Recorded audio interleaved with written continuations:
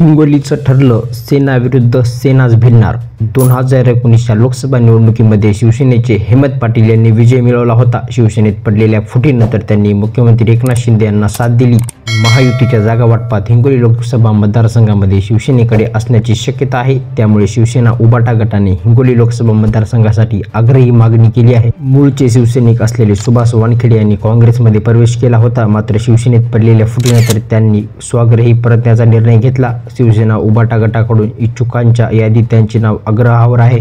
तसेच पक्षाचाही एकनिष्ठ असलेले माजी मंत्री जयप्रकाश मुंदडा हे सुद्धा प्रबळ दावेदार मानले जातात। शिवसेना उभाटा गटाकडून ही निवडणूक निष्ठावंत विरुद्ध गद्दार या मुद्द्यावर केंद्रित केलेल्या पक्षाचाही निष्ठावंत असलेल्या शिवसैनिकाला पसंती मिळण्याची अधिक शक्यता वर्तवण्यात येत आहे। राज्यात महाविकास आघाडीच्या जागा वाटपामध्ये काही मतदारसंघाची अदलाबदल होऊ शकते अशी चर्चा आहे। त्यात काँग्रेसने जालन्याच्या बदल्यात हिंगोली लोकसभा मतदारसंघावर दावा केला होता।